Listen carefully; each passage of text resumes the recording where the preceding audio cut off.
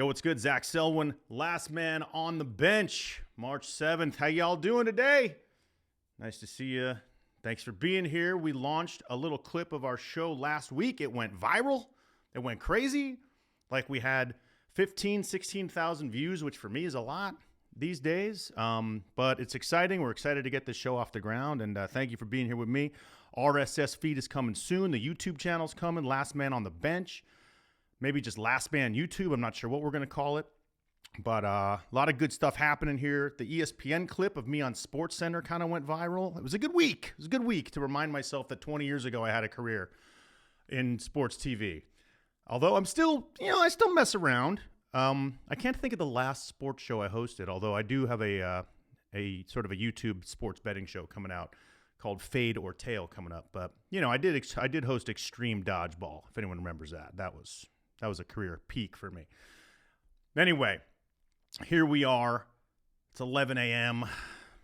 I've had a little bit too much coffee today, but I feel good, and I got some stuff to talk about in the world of sports. There's all that crazy shit going on. For one, we're going to talk about this thing Adam Silver just revealed. It's called NBA. It's a fucking AI way to watch NBA games that I just don't understand. I'll get into that. We're going to get into the NILs. We all know about NILs, what they've done to college sports, but some news there with Arch Manning recently turning down his likeness and appearance in an EA Sports college football game. We're going to get into that. We're going to talk about Robbie Avila, who's the March Madness breakout star this year. Larry Blurred, they call him. He's got the goggles, the white dude, plays on Indiana State, the Sycamores. He's a beast. Dude's averaging like 20-something, 10. He's like, I love him. He's like 240, 6'10", out of shape. He's another Jokic. Talk about Robbie. And then we're going to get into my funny childhood sports nerd photograph of the week. Here's a little preview. That is me and Don Mattingly in 1987 or 88. I want to say that's 88. Yes, because look at those braces. Anyway, we're getting into that as well. Then I got a song for you, the NBA porn star song. It's called Stay Away From Them Porn Stars If You're in the NBA. That's my original song to this episode. Welcome to Last Man. Someone give me some music. Let's get into this. NBA. Why? Okay, so this week, Adam Silver premieres this situation where a viewer can speak to an NBA-trained digital assistant to give them a live game viewing experience on the NBA app. Now, you can watch the game in any way you like. So Silver says, this is what happens. He gets up on stage, he says, watch this, everybody.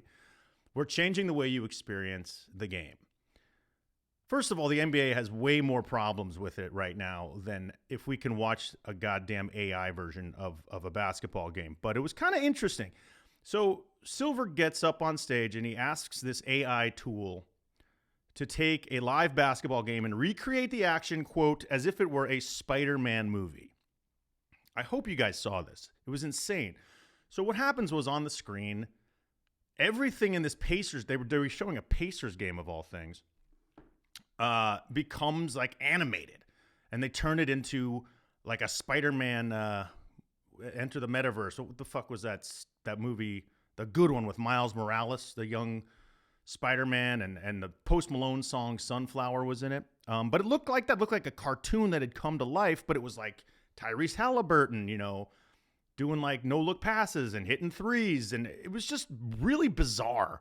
And the result just was strange. There was dramatic music in it. There were digital effects. It looked like a comic book come to life. Sports AI, NBA AI. I just don't understand what the point of all this is. Why do we need to personalize our viewing experience using AI? Why? Is the game not exciting enough? I mean, also, it's amazing. Adam Silver's like, play it as a Spider-Man comic. Fine. If this is what we're doing, if we can choose how we want to witness the NBA, I don't want to watch a Spider-Man version. I want to see a Godfather movie, right? I want to see like the Milwaukee Bucks go up against the Golden State Warriors, right? In like a Godfather-like movie. So then you just see guys walking up like Draymond versus Pat Bev. They both have like Tommy guns. That's how I want to watch the NBA. Fuck a cartoon.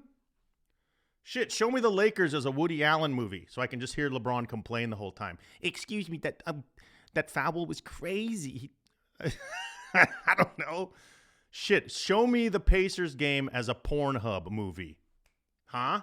There's the idea. Tyrese Halliburton runs a train on the Pacers dance team. Triple-double. Sorry. But that's just what I want to see. I don't understand why we would go into this. I want to see NBA and like the NBA. I mean, look, it's interesting right now in the NBA. There's a lot of people. If you get on NBA Twitter, NBA X, whatever the fuck it's called these days, people are going crazy about what's wrong with the NBA right now. People are saying these games are fixed. No team should be coming back from 20 points in the fourth quarter. Fucking Cavaliers burnt my parlay a couple days ago against the Celtics. Things like that. The refs aren't calling the same way they did in the first half of the season, which actually I kind of agree with. I feel like since the All-Star break, defense in the NBA has been harder, rougher. It's harder to get a chippy foul, which I like because I don't like the softness of the modern day foul calls. I don't like when a guy gets a little tap on the wrist following a shot. I think they should change that rule. I think they should have a rule if the ball's out of your hand, all games are on. Like you can tackle the dude once the ball is released. Just how I feel. But I don't want to watch it as a cartoon. Play me the Pacers game as a Pornhub movie, baby. Let's get it. See what TJ McConnell can do. That's ill. This is ill conversation, man. That's what we get here at Last Man. Speaking of NBA and porn, yeah, we'll get into that in a second. I was thinking about that Mariah Mills thing. I don't know if you know who that is, but she's the one who sort of blackmailed or threatened to Zion Williamson on X. She said, you better hope I'm not pregnant or whatever. And then she got a ban from Twitter. But I got a song about NBA stars in the porn community. We're going to get into that in a second. But NBA AI, why? I don't get it. AI is already fucking up enough. I'm sure it'll be hosting this podcast in a couple of years. But, NBA doesn't need that. And AI has taken away writing jobs from me, podcast writing jobs. Employment has been taken from me. Acting jobs, hosting jobs, voiceover jobs, things that I used to do for a living for many, many, many, many years don't exist anymore because of AI. So, hey, if you want to bring AI into the world, I love it. It's undeniable how amazing it is. ChatGPT is a phenomenal tool, but, that's a whole nother podcast for a whole nother conversation. I just don't see why the NBA needs to have anything in AI. And there's other problems with the NBA. How about stop giving us blackout games for home teams, dude? How about that? How about when the Lakers or the Clippers are playing, I can watch the game on ESPN and not get a blackout because K-Gun 9 owns the rights to the local market? Fuck that, dude. That's what we should be covering in this freaking thing. Not AI. That's the problem with the NBA. No more blackouts, people. Speaking of blacking out, this podcast is brought to you by St. Ides. It's been a while since I drank a St. Ides. Oh, what else we got going on? I want to talk about NILs. NILs. Name, image, likeness. Dude, these deals. I mean, look, what happened is Arch Manning. Everyone knows who Arch Manning is. He's the quarterback for the Texas Longhorns. He's the backup quarterback, by the way. He's not even a starter, but he is a Manning.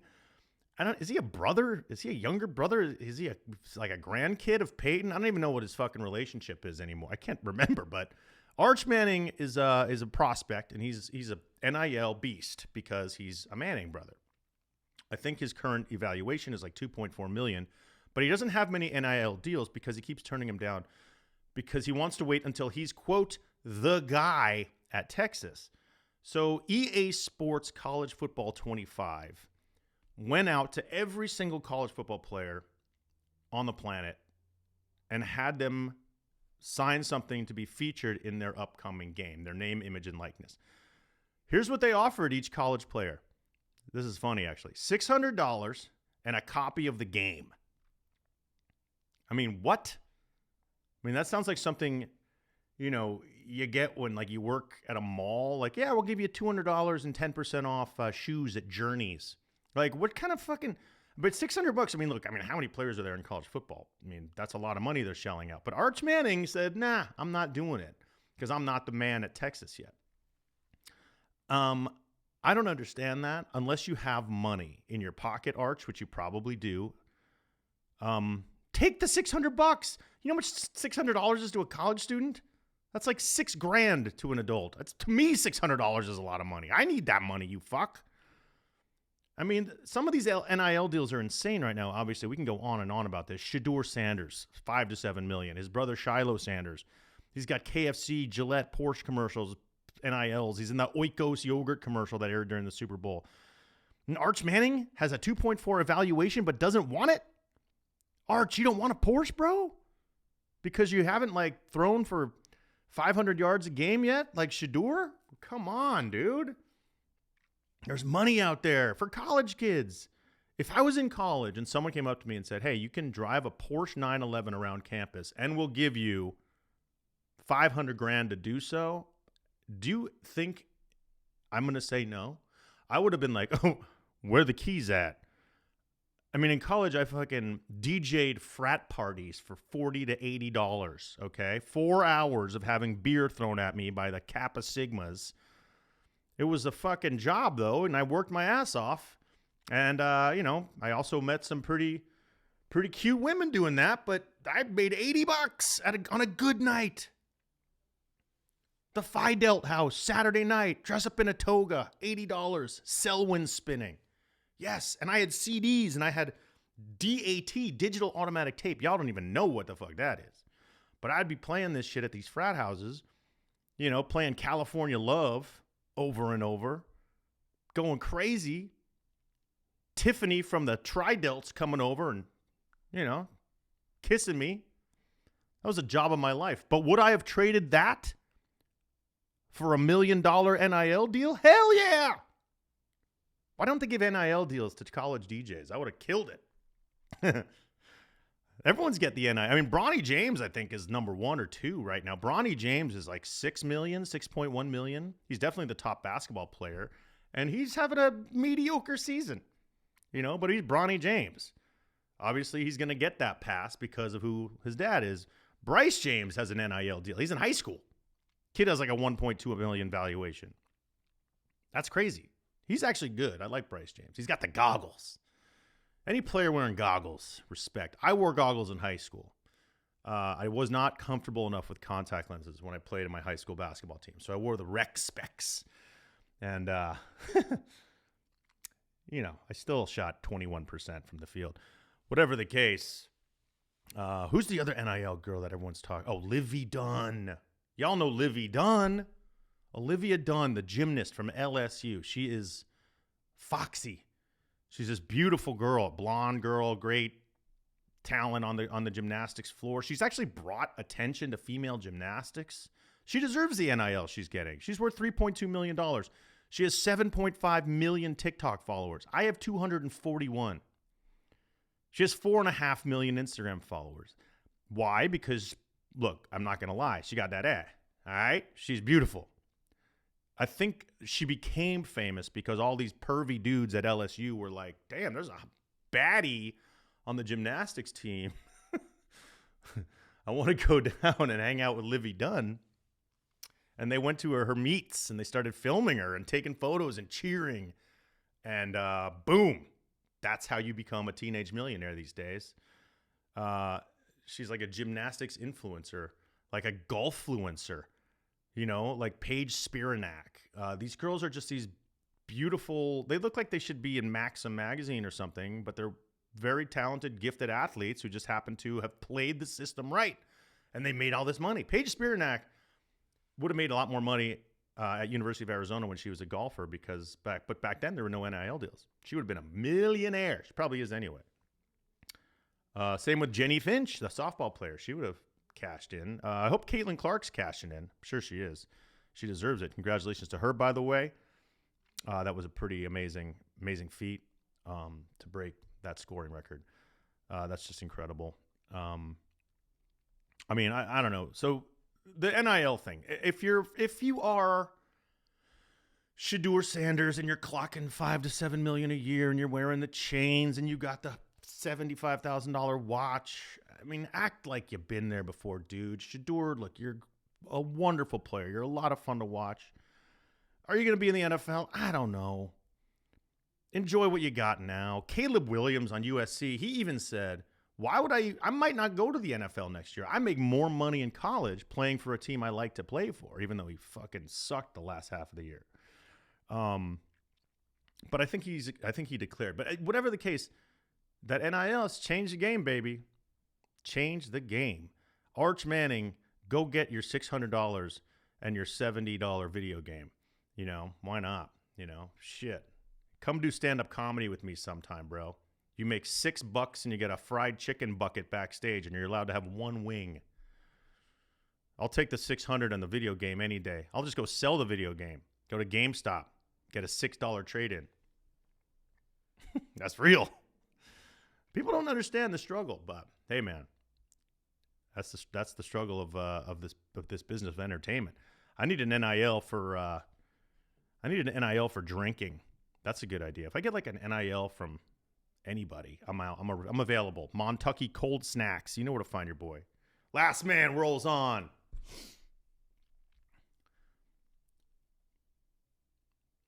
What else is going on here, people? Robbie Avila, this kid. March Madness. Listen, March Madness is coming up. My favorite time of year, my favorite day of the year is that first day. Unless Arizona loses again, which they often do in the first round of fucking Princeton or whoever. That first day of March Madness, is there a better day in sports for any fan? I don't think so. You got your brackets out. You got 4 of them on the table. You got beers going at 11 a.m. You're watching a game you don't even care about, like Dartmouth versus Weber State.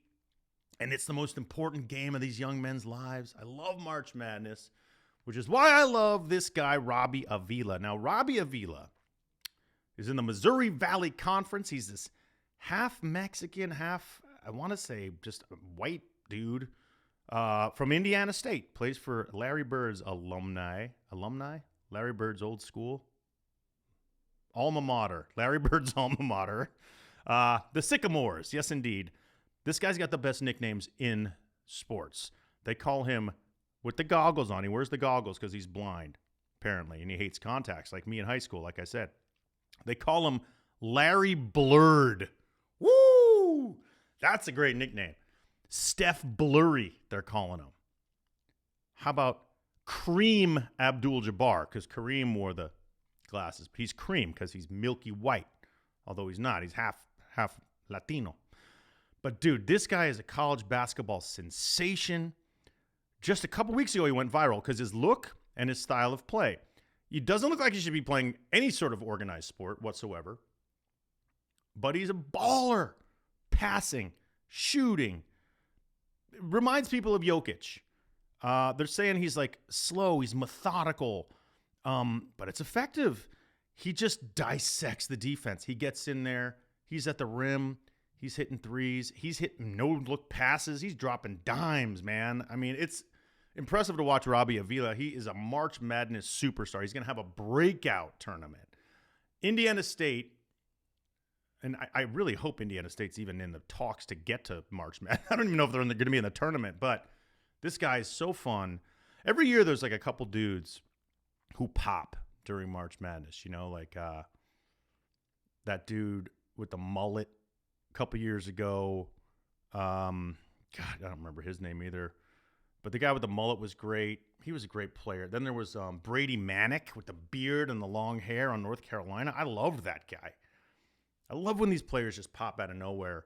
They have this great tournament run, and then you never hear from them again. I think this Robbie Avila guy might be that way. But who knows? He might carve up, you know, top-ranked teams, and the Sycamores could go farther than we think. But go Google this dude because he's just so fun to watch. And he's got the best nicknames in the game. If you have any better nicknames than Steph Blurry or Larry Blurred for this guy, send them our way. I'm thinking of something with vision, but I just don't know what the hell I'm talking. Is Vision a fucking superhero I'm thinking of? I don't know. There's so many goddamn superhero shows these days. By the way, speaking of NILs, give Robbie Avila an NIL deal. Does that guy have any NIL deals? I'm looking this up real quick. Robbie Avila NIL deals. My guess is that no one's cashed in yet, but they will. Let's see. Oh, well, he's got some merchandise. He's got some merch. He's got a headshot, like a T-shirt. $44. Damn. T-shirts are not cheap these days. Oh, he's got $25,000 from the Indiana State NIL. Hey, let me tell you something about Robbie Avila. If he sticks around another year,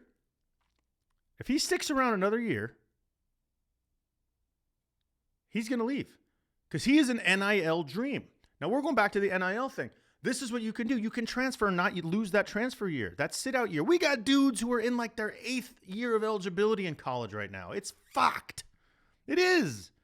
The whole game has changed. The whole landscape has changed. Robbie Avila, if he is a good March Madness, he will leave Indiana State. Mark my words. He will get $1 million to go play for Kansas or fucking Carolina or something. That's what I think is going to happen. Watch that. Watch this space. March 7th, Robbie Avila NIL deal transferring next year.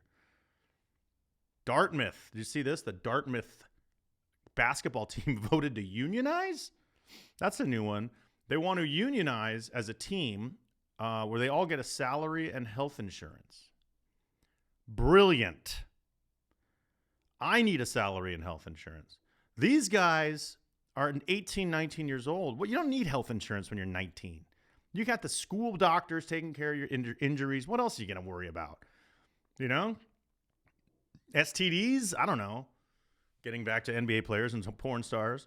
But it's a weird world when you're able to unionize your team now. I mean, you think back of Chris Webber, Reggie Bush, these poor guys who got absolutely killed. They were selling autographed Chris Webber jerseys in the Michigan bookstore for $150 when he was a student there, and he couldn't get a piece of his own signature. And the NCAA, the college system, which I think is broken. Look, I got a 17-year-old kid heading to college next year. It's a fucked system. It's a money grab. They think the education is what you're paying for. They're going to get, nowadays $1,000 for a Chris Webber autographed jersey if he was at Michigan. But $150 back then, and he gets in trouble for taking some money from someone. Reggie Bush, he got his mom like a car and a television and loses his Heisman Trophy. Give the dude his Heisman back. Shout out to Johnny Manziel, by the way, for saying he will give up his Heisman Trophy ceremony rights and his Heisman Trophy until they give Reggie back his. Johnny football. I love that. Look, Johnny Manziel is another great story. A dude, watch that documentary, Untold. Fucking unreal. We all knew Johnny Manziel was a train wreck when we were watching him in college. He was wasted, partying with Paris Hilton, dressing up in a Scooby-Doo plushie outfit. He was a fucking mess. But he was sitting courtside and all that. And if you watch the doc, he was basically selling his autograph footballs and shit all around the country. But they made up this story saying that he was from some Texas oil millionaire family, which somehow the media bought. Nowadays, I don't think you can get away with that kind of bullshit. But Manziel stood up for Reggie Bush and said, I don't want to be a part of the Heisman Trophy ceremonies until you give Reggie Bush his Heisman back. I love it. That's my kind of fucking football player. Johnny Manziel, you are more than welcome on Last Man anytime, my dude. We'll drink some beers. We'll fucking play darts. We'll do whatever you want to do, my dog. I appreciate you. I'm a USC guy. I'm a Reggie Bush guy. It's the best fucking college football player I've ever seen in my life. That dude took a TV and like a minivan and lost his Heisman Trophy. Now, Livy Dunn is making $3.2 million for showing herself in a leotard on Instagram. Go fuck yourself, NCAA. March Madness coming up. We're excited. If Arizona wins it all this year, I will be shaving my entire body and streaking the city of Tucson. Bear down. Bear the fuck down. Hey, this is my favorite part of the afternoon. We're going to get into this real quick.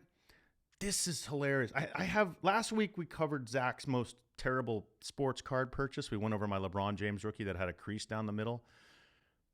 This is a little segment called Zach's Embarrassing Photo with an Athlete, Part 1.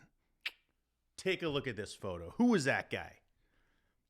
Yes, that is my childhood hero, Donnie Baseball, Donald Arthur Mattingly, the single greatest first baseman in the history of baseball, arguably. Not in the Hall of Fame, should be.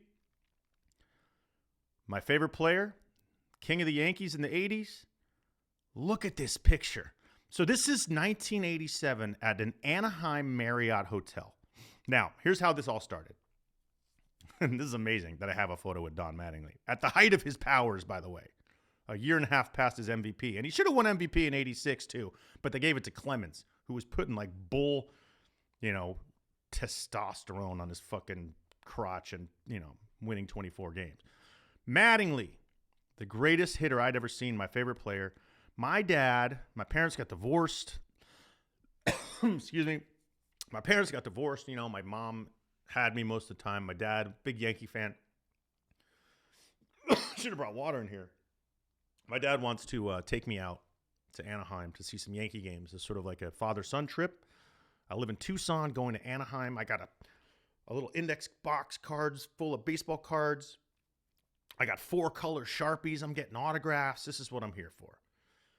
I find out the Yankees stay in the Anaheim Marriott, which is such a shitty fucking hotel. I mean, come on. Couldn't put them up somewhere nicer, Steinbrenner? Anyway, we go to the Marriott, and there's like 100 kids my age, all sitting around the lobby. They all have, Sharpies, magazines, photos. Some lucky guys have like bats from, the players. And of course, the guys everyone wants to meet are Dave Winfield, Ricky Henderson, and Don Mattingly. So Mattingly comes downstairs eventually to go to the game or go to batting practice, and he's sitting there. And I got my dad there with the camera, the 35 millimeter Kodak. And I'm like, if you see Don, we get a picture. He goes, okay. So here's the photo my dad took in the lobby. It's one of my all-time favorite photographs. I don't know if you've seen Mattingly recently. He's now got this big white beard. He's managing the Blue Jays, and he looks like John Daly or something. It looks like John Daly and Father Christmas had a baby. But back then, look at that mustache. Look at those aviators. Dude, Don Mattingly had the sickest dick broom in New York history. Woo! Look at that thing. Beautiful. If that thing could talk, it would have HPV. I mean, look, there's another funny thing in this picture besides my braces. Look at the middle finger Donnie is slowly, subtly flipping to my dad. Do you think is he giving the bird? Mention in the comments. Is Donnie Baseball flipping us off? He's obviously got some mail with him for some reason. I guess that's how it worked back in the day. But, I got the photo with Donnie. He's got the aviators on. He looks like he drives a Camaro or an IROC Z. And he signed a couple things for me. I got a baseball. I got a couple cards. I got a photo signed. He was so nice. And he's my hero. And that's my Don Mattingly photo story right there, 1987, Anaheim, California. I got pictures with Ricky Henderson, too, that same trip, which I will bring on the show eventually. Ricky Henderson, here's a teaser, was in a bar drinking and playing Pop-A-Shot, the little basketball hoop, at this hotel until about 2 a.m. And I sat outside going in and out of consciousness, waiting for Ricky to get an autograph and a photo. And Ricky, who had the coolest signature, I was a good autograph forger when I was younger. He had the coolest signature ever. Could barely write his name that night. I'll find that autograph too. But there it is, my embarrassing photo with an athlete, Mr. Don Mattingly. Check it. Finally, this is what I'm leaving y'all with. NBA guys, you got to stop with the porn stars. We all saw what happened to Zion. Zion got hit up by this girl, Mariah Mills. She blackmailed him or something about his baby.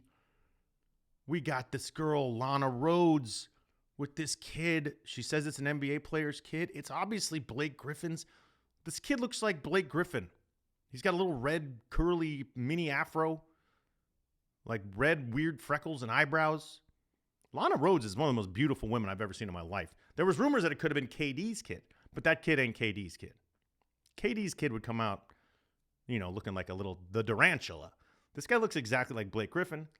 We got LaMelo Ball messing with some porn stars. It's just getting a little out of control. We all know about Ja. So I wrote a song called Stay Away from Them Porn Stars if you're in the NBA. And I'm very excited to play that for you right now. Check this. Yes, sir.